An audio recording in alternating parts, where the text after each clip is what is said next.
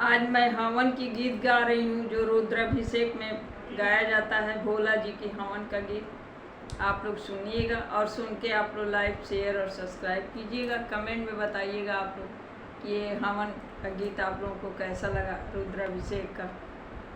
हमरो कहल पिया मान हवन अंगने में करावा हो, हमरो कहल पिया मान हवन अंगने में करावा हो,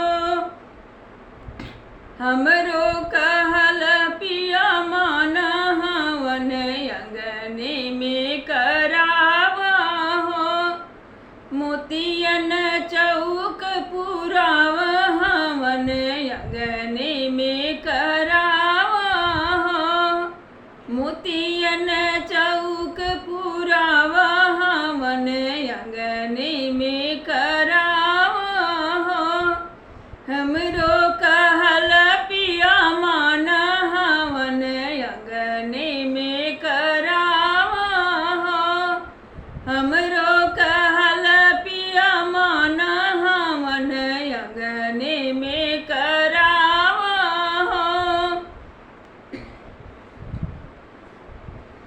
पीले पीले गोबर से अंगना लिपाई, पीले पीले गोबर से अंगना लिपाई, अंगना लिपाई पिया अंगना लिपाई, अंगना लिपाई पिया अंगना लिपाई, गंगा जल से कलशा भराना हवन अंगने में कराना हो, गंगा जल से कलशा भराना हवन अंगने में कराना हो, गंगा जल से कलशा भराना हवन अंगने में कराना हो, हमरो कहल पिया मान हवन अंगने में करावा हो, हमरो कहल पिया मान हवन अंगने में करावा हो, बेला के फूल गुलाब ले आई भी, बेला के फूल गुलाब ले आई, गुलाब ले आई भी गुलाब ले आई, अड़हुल के हार पहिनाई भी हवन अंगने में कराइब हो, अड़हुल के हार पहिराई भी हवन अंगने में कराई भी हो, हमरो कहल पिया मान हवन अंगने में करावा हो, हमरो कहल पिया मान हवन अंगने में करावा हो,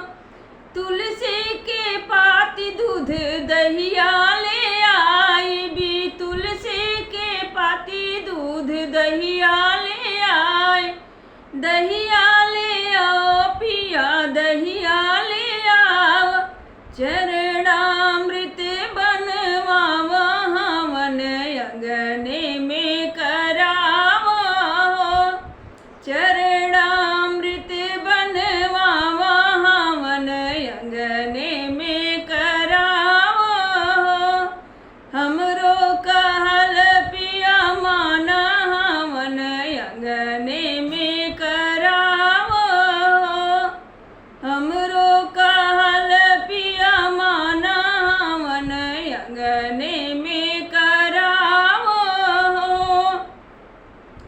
धूप दीप रोलिया छत ले आना, धूप दीप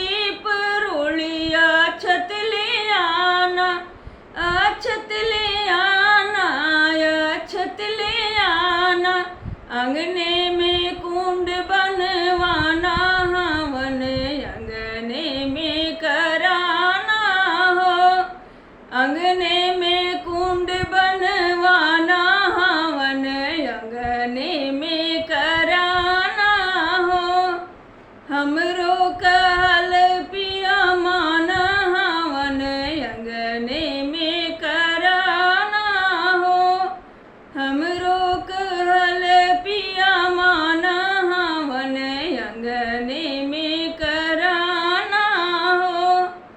नारियल या नार बतासा ले आना, नारियल या नार बतासा ले आना।